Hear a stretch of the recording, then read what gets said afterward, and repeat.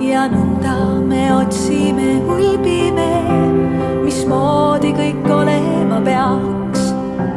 Ta sünnib hommiku valguses, oma enese ilus ja veas, oma enese ilus ja veas.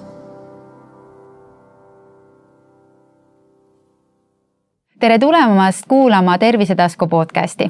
Minu nimi on Merike Lehepuu. Kas sina, hea kuulaja, oled kuulnud sportnägemisest midagi? Ja kas sa tead, mis asi on juhtsilm? Sellest kõigest räägib meile täna saatekülaline, kes on meil juba käinud ja kellega on toimunud väga põnevad vestlused, mida kindlasti soovitan järgi kuulata meie eelmistest saadetest. Ja saan öelda tere tulemast optometrist, nägemisterapeut Karmen Johanson. Tere, aitäh kutsumast. See, mis ma just ütlesin, et nägemine on hästi oluline ja meil on olemas sportnägemine, millest mina ei teadnud enne sinuga kohtumist mitte midagi. Mis asi see on? Sportnägemine aitab saavutada sooritusi ja just see soorituste täpsus, eriti pallimängudes või laskmises, just see, kus sa vajad kahte silma. Et kahe silma koos vaatamisel aju siis sulatab pildi kokku ja meil ei ole ainult nägemisselgus, vaata ühe silma nägemine, teise silma nägemine, aga et sealt tuleb veel juurde kontrastitundlikkus, sügavustaju, värvitaju ja nüüd fookusseerimine erinevatele kaugustele, kui kiirelt ma näen objekti liikumist enda suhtes või siis kaugemale liikudes. Kuidas ma tajun vaate välja? Ma vaatan praegu sulle otsa ja kui ma spordis liigun, siis kõik, ütleme, need sportlased ehk minu siis treeningkaaslased, kes on minu ümber, eriti pallimängus, siis kuidas ma positsioneerin ennast, eks ole, selles nii-öelda platsi peal. Et see on nagu hästi oluline, see sportnägemises. Ja et kui sa küsid, et mis on juhtsilm, siis juhtsilm ongi see, mis joondab sinu nägemistelje siis vaadeldava objekti suhtes. Ehk kui ma olen jalgpallur, siis on meil värav, kui korvpall, siis korv, eks ole. Võrkpallis on võrk, et võrgu nii-öelda ülemine äär. Ja nüüd on hästi oluline teada, mida teaduses on hästi palju uuritud, et mis on juhtsilma olulisus ja tähtsus. Ongi see, et teada, millises nii-öelda platsi alas tulevad minul kõige paremad sooritused. Ehk kui sul on juhtsilm parem, siis soovitatakse mängida vasakul pool ehk silm joondab nii-öelda vasak ja keskala on nagu see, kus soovitatakse siis parema juhtsilma mängijatel mängida ja vasaku juhtsilma puhul siis paremal pool. Ehk juhtsilm joondab nägemistelje kõige täpsemalt ja siis teise silma joondus peab nagu ühtima. Ehk kogu töö teeb ära juhtsilm. Ehk nüüd tuleb see sügavustaju teise silma poolt appi, ehk see palli liikumine. Ja kui sul silmad ei näe võrdselt, see nägemisteravus peab mõlemas silmas olema maksimaalselt hästi, eriti spordis. Et seepärast on see nii oluline, et teada, kuidas silmad näevad eraldi, kokku ja milline on juhtsilm. Mina tunnistan sulle ja kuulajatele, et minu jaoks on see päriselt esimene teadmine, nagu öeldakse. Ja kui ma kuulasin sind, siis mulle tundub, et tegelikult iga inimene, kes sporti teeb, sõltumata, mis tasemel ta on, peaks ju teadma, milline on tema juhtsilm. Ma ütleks isegi, et võib-olla treeneritel, et võiks olla, kui tulevad mängijad, ja küll lapsed, noored, peaasi, et nad tulevad mängima, nad tulevad trenni. Aga et kui juba minna väga spetsiifiliseks, et teadma, et milline sportlase sooritus, kus võiks olla parem positsioon, et siis võiks ära määrata juhtsilma ja treenida teda nii-öelda kesk ja siis sellel alal kas vasakul pool või siis paremal pool. Aga ütle seda, kui treenerid saavad seda teha, et või vähemalt nad peaksid seda teadma, siis ma juba ennetavalt küsisin nüüd ette, et kas nad saavad seda ise ka laste ja sportlaste puhul määrata või siis on see, et saad ainult sina seda teha? Juhtsilma saab igaüks ise määrata, et ütleme... Kuidas?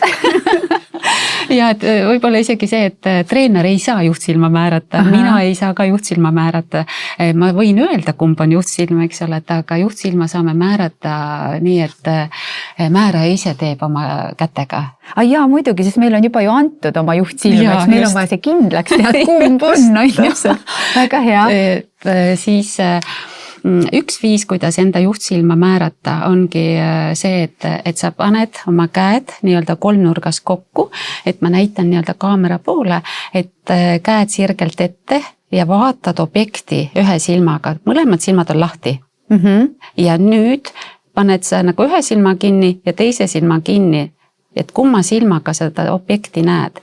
Et minul on praegu parem silm kinni, ehk ma ei näe vaadeldavat objekti ja kui ma panen vasaku silma kinni, siis ma näen vaadeldavat objekti. Minul on parem juhtsilm. Minul on nii, et kui ma vasaku kinni panen, näen ja kui ma parema kinni panen, siis ma ei näe.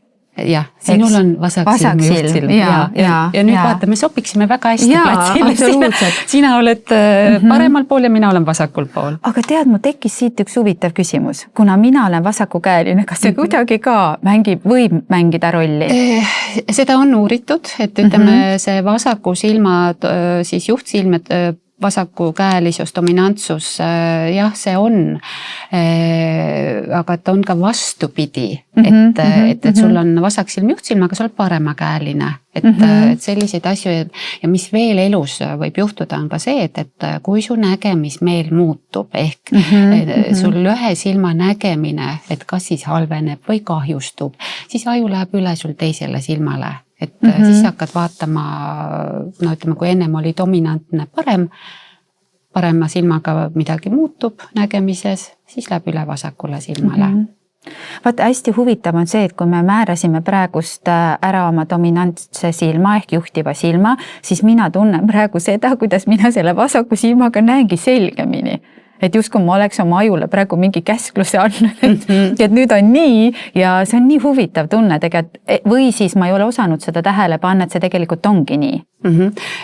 Üldjuhul sa joondadki oma juhtsilma järgi oma peaasendid ka. Et on isegi selliseid juhtumeid, et kui sul peakalle ongi natukene pööratud, just sa nagu suunad oma selle juhtsilma rohkem ette ja vaatad nii-öelda joondad selle abil.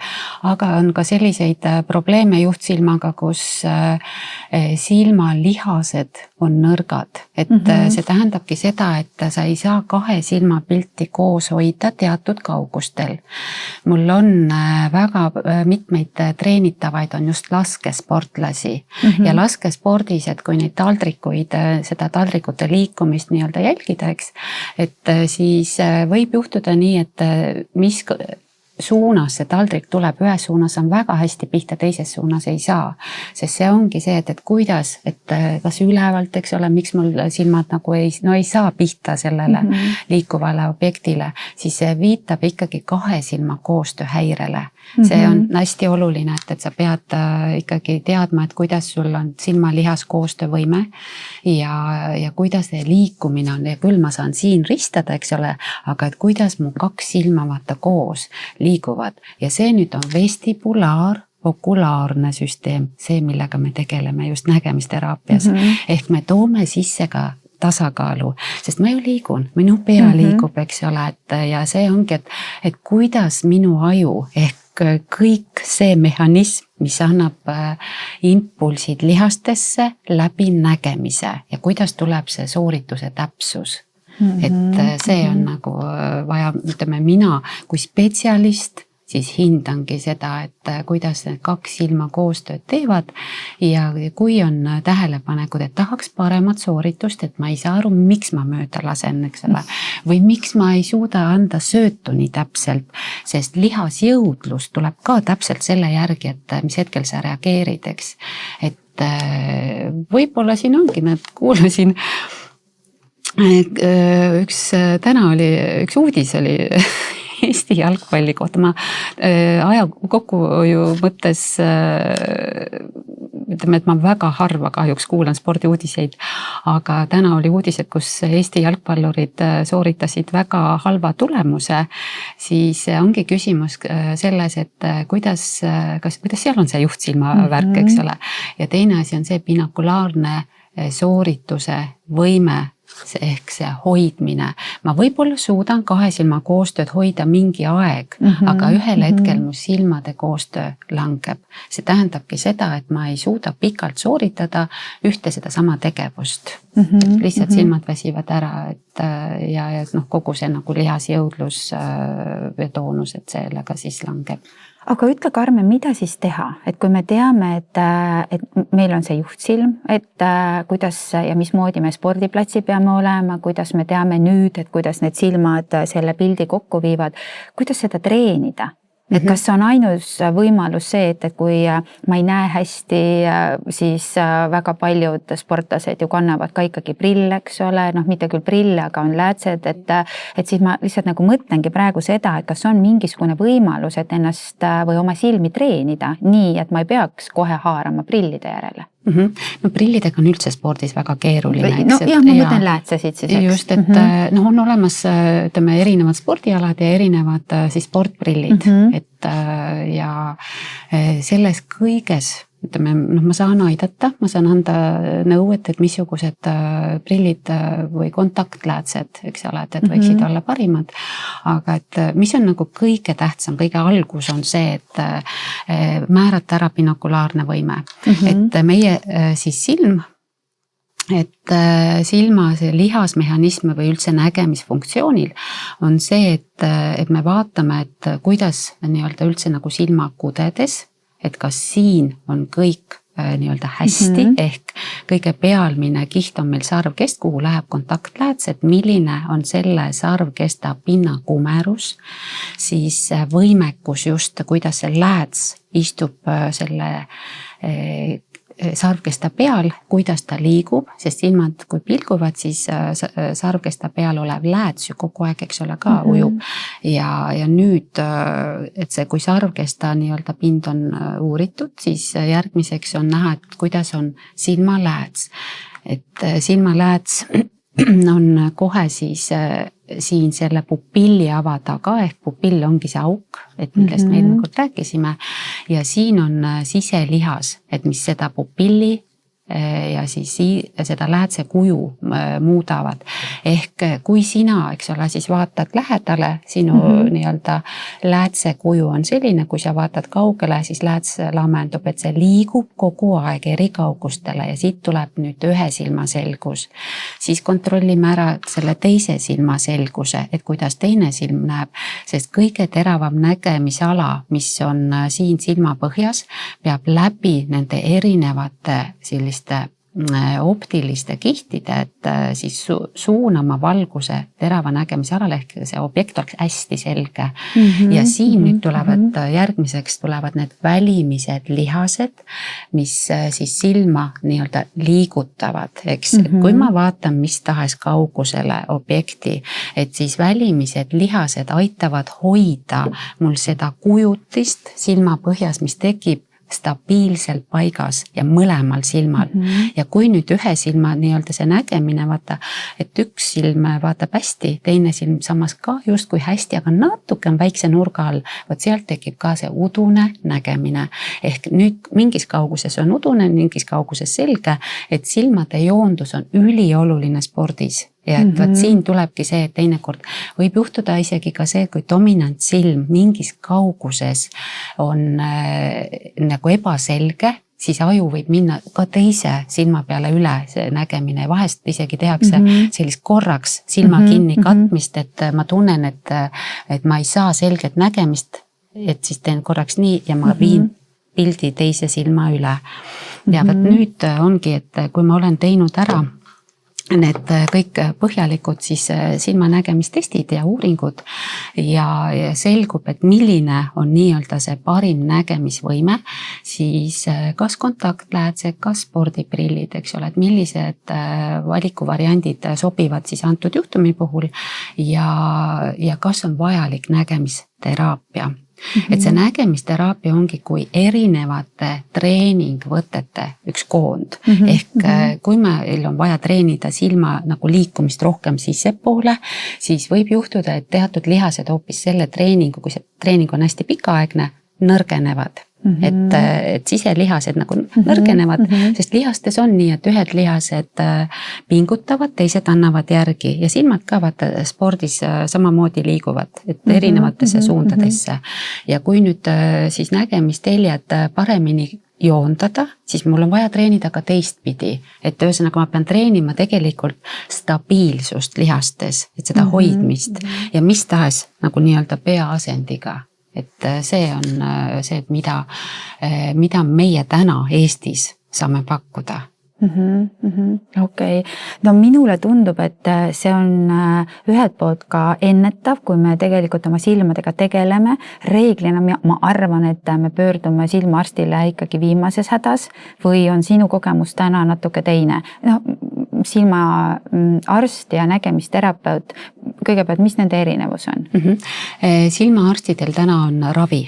Et nemad on spetsialiseerunud ravil ja ravivõimalused Eestis on väga head.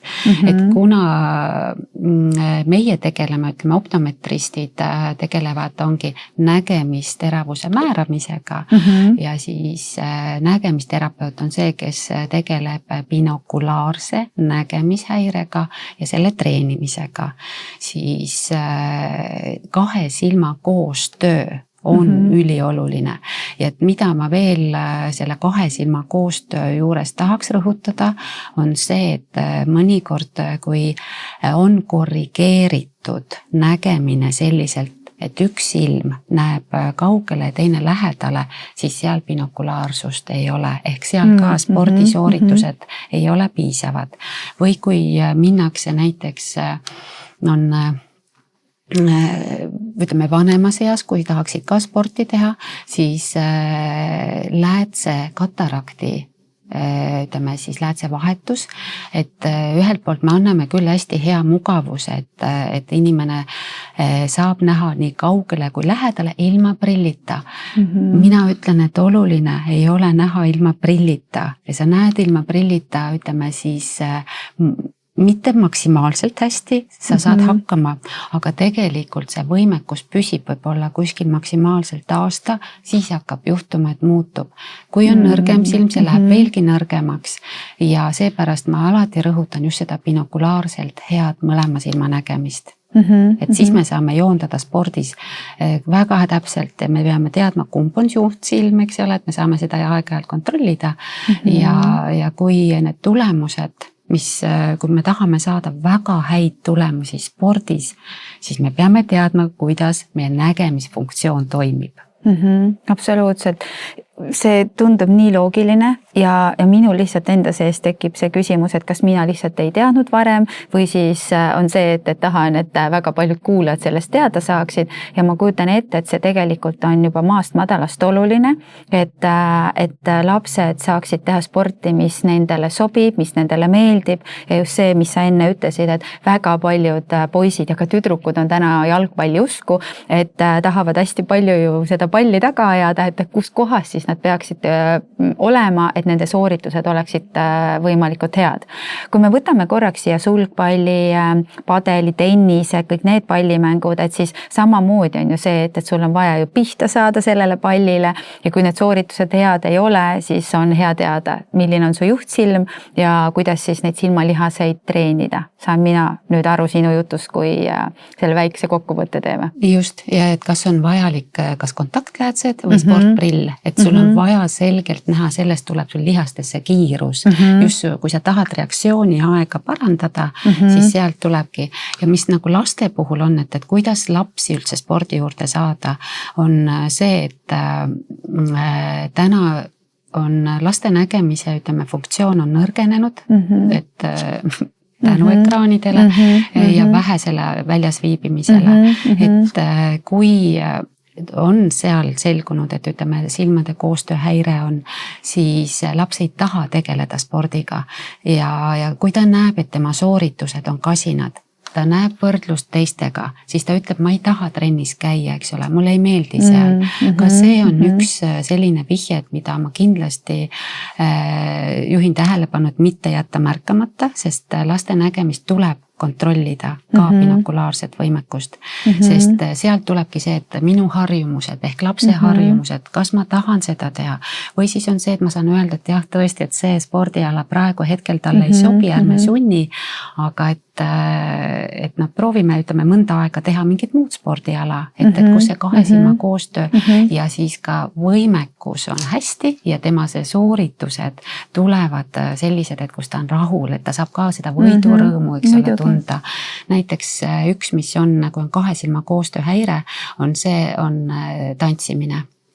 Ja tantsimises on need soolotantsijad, et kes peavad pöörama nii-öelda, eks ole, ennast keerutama, siis see silmatelgede joondus, ütleme, et ei ühti ja siis hakkab pea ringi käima. Või siis autos näiteks ka üks selline indikaator on, et kui autos lugemisel süda läheb pahaks, siis on see, et me peame silmad hoidma nii-öelda paigal, eks ole, kui me loeme neid ridu, see on lugemine, mis mõjutab nii-öelda tasakaalu, vaata läbi käte, eks, et me pean stabiilselt nii-öelda silmad peavad hoidma lugemisel paigal. Ja et nüüd, kui sa tunned, et sul hakkab iiveldus, ehk see ongi sul nii-öelda see tasakaalu keskus läheb paigast ära, eks ju, ja siis... Miks ma seda nägu teen, et minul juhtub see, et ma tean, et ega autos üldse pole hea lugeda ja lihtsalt ka autos sõidust kuskil mere peal olles mina isiklikult olla ei saa ja kui sa rääksid tantsimisest, siis mulle kohe meenusid need keerutused ja asjad, et siis on ka kohe see, et ei, ma ei taha nii palju, et nüüd on vaja teisele poole teha, et siis justkui toimuks see tasakaal, et keerutame ühele poole, teisele poole ka kiikumisega, et läheb süda kergesti pahaks, et kui ma sind kuulan, siis justkui ma tean, et mida on vaja teha, eks ju, et selleks, et seda siis vähendada. Ja kas sellest saab nagu päriselt ka vabaks, et kui ma olen tubli ja treenin oma silmi või on see ikkagi kuidagi meie geneetikaga ka seotud? Seda saab treenida ja päris edukalt, sest see, mida me muudame nägemisteraapias, ongi ajumuster. Et kui sul on tekkinud nii-öelda need aistingud, meeled, et see tegevus kohe käivitab nii-öelda selle ebamugavustunde, eks ole, okei, ma ei taha seda teha, aga et kui sa pisut nii-öelda süvened oma silmalihast treeningusse, ma tahan nii-öelda seda saada paremaks, ma tahan saada lahti sellest negatiivsest tundest, siis me muudame ajumustrit. Ehk me vähendame seda, et me alguses tekitame, et see ebamugavustunne tuleb, sul on ebastabiilne, meil on hästi palju neid tasakaalulaudasid, et sa ei püsi seal peal, eks ole, alguses, et tunned, mis toimub, eks ole, et keha hakkab hästi tugevalt vibreerima, aga et kui me käivitame selle kesknärvisüsteemi nagu läbi siis nägemise, siis aju rahuneb maha ja need sellised ülemineku mustrid et ta surub nii-öelda selle negatiivse tunde kogu aeg allapoole, ehk sul ei teki seda tunnet, et me anname ajule signaali, kuule, et see on täiesti okei tunne, et nüüd ma saan hakkama, eks ole, ja et selles nägemisteraapias me treenimegi nii, et nagu binokulaarses seisundis, see tähendab seda, et sul on kahe silmal eraldi pildid, mõlemad silmad on lahti, et see tähendab, need silmapildid nagu võivadki kõikuda või liikuda.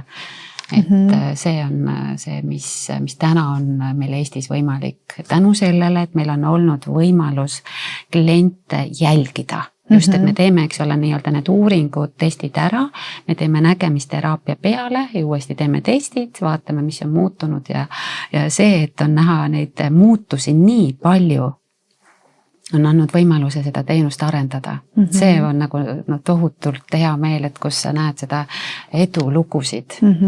väga palju edulugusid. Kas on nagu selliseid sportlasi ka olnud, et kes tulevad, nad on küll prillikandjad, aga tehes neid harjutusi saavad nad prillidest vabaks? Vaata, see ei ole päris nii, et meie treenime ikkagi lihaseid ja me treenime seda nii-öelda nägemise puhul silma hoidmist ehk silma stabiilsust, liha stabiilsust. Küll aga on, ütleme, selliseid sooritusi, kui me treenime lihasjõudlust ehk me treenimegi nii-öelda seda siselihast, eks, et see hakkab mõjutama seda silmaläätse ja silmaläätse võimekus hoida selgust paraneb. Ja see, et välimine lihas siis samamoodi, eks ole, hoiab nagu silma paremini paigal, siis see tsiliaar ehk see sisemine lihas suudab fokust hoida paremini täpsemalt. Need on need kogu lihasmehhanismid teevad pidevalt koostööd ja teine siis, mis tuleb juurde, on see teine silm, eks ole, selle teise silma nägemine. Jaa, absoluutselt.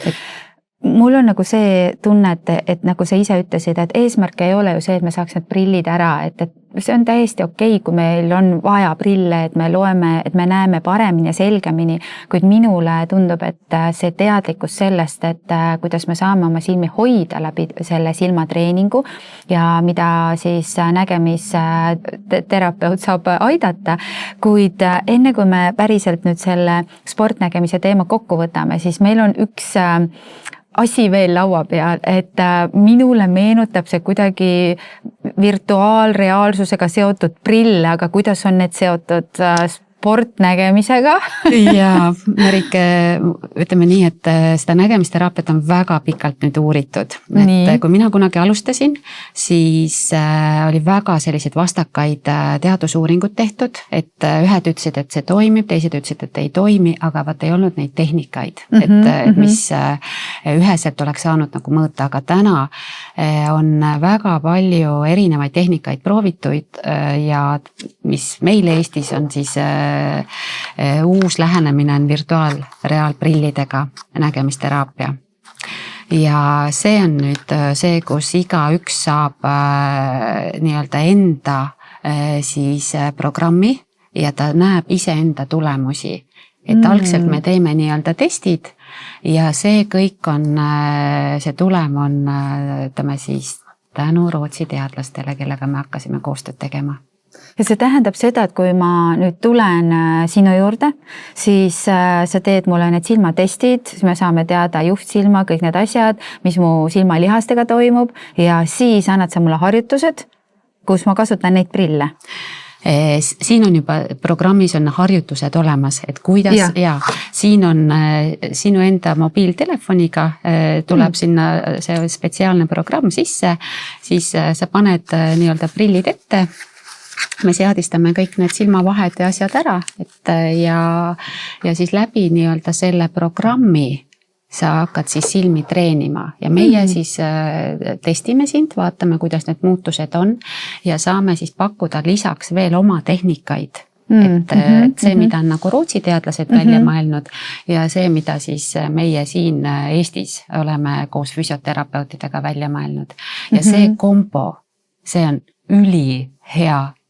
See on lihtsalt niivõrd võimas, et see, kuidas ma näen, et kuidas need tulemused tulevad ja just, et kuidas ma inimest suudan motiveerida. Sest olgem ausad, et kui on nagu ainult, eks ole, see virtuaalreaal nii-öelda treening, siis kaob ära, vaata sa ei saa tasakaalu treenida, eks. Aga meil on oluline just see vestibulaar, okulaar ehk tasakaal ja silmalihased koostöös. Et see on nagu see kombo, mida me täna nii-öelda siis otsime lahendusi, aitame ja Eestis, ütleme, meil on nagu hea meel, et seda ei ole isegi Baltikumis sellist varianti. Et seda ja et me oleme esimesed Baltikumis, et kes sellega tegelevad, et ja nägemisteraapia kabinet ka kindlasti sellisel moel, et ma hetkel veel ei tea, et Baltikumis kuskil mujal oleks. Aga ma veel küsin seda, et see tekitab kindlasti huvi ja see kindlasti aitab rohkem võib-olla treenida silma, sellepärast, et kõik selline uus ja virtuaalne on alati põnev, et kas siis tuleb tulla käia nii-öelda seal nägemisteraapias või siis, kui ma tulen, ma saan need prillid koju, ma teen oma harjutused ära, siis toon prillid tagasi? Jaa, et ütleme, kõik variandid on võimalikud, see on täpselt nii, et me teemegi, see on see individuaalsus, eks ole, et me peame selgitama välja, et millised on sinu vajadused, kui pikalt, sest me hakkame tegelikult lihasmälu tekitama, eks, et see silmadel on ka lihasmälu, mis tahes muu, eks ole, keha osades, et kui sa treenid mingit spordialas samamoodi, jääb see lihasmällu, eks, et ja see osavus, täpsus, et see kõik tulebki läbi treeningute. Ja silmalihaste treenimisel on samamoodi, et tulevad kojuharjutused ja kui küsimus on see, et kui kiiresti mul see nägemine muutub, siis olenebki see, et missugust panust sa annad, et üks on see, et sa teed kodus, aga teadus ütleb seda, et nii-öelda kabinetis tehtud treeningvõtted on efektiivsemad ja kiirema tulemuslikkusega. Et see on see, et kui kiiresti sa tahad jõuda tulemuseni. Aitäh, Karmen, ja hea kuulaja, kui kiiresti sina tahad jõuda tulemuseni? See küsimus võib jääda sulle mõtiskluseks, sellepärast, et kas sa ise tahaksid olla spordis parem või sa tahad, et sinu lapsed on spordis paremad, siis enne, kui järgmist hinnangut anda, et miks sa jälle mööda lõid või kuidas sul asjad välja ei tule, siis mõtle, et võib-olla on oluline teada, milline on sinu enda ja sinu lapse juhtsilm. Ja kui sa ei tea, kuidas seda päriselt mõõta või kuidas seda kõike ise teha, siis pöördu nägemisterapeudi poole ja ma olen täiesti veendunud, et ta saab sind aidata. Nii et aitäh, Karmen, sulle ja aitäh, head kuulajad, ja kuulake, vaadake meie teisi episoode ka ja saage lihtsalt teadlikumaks iseendast ja võimalustest. Näeme jälle! Ta sünnib hommiku valguses, oma enese ilus ja veas, oma enese ilus ja veas.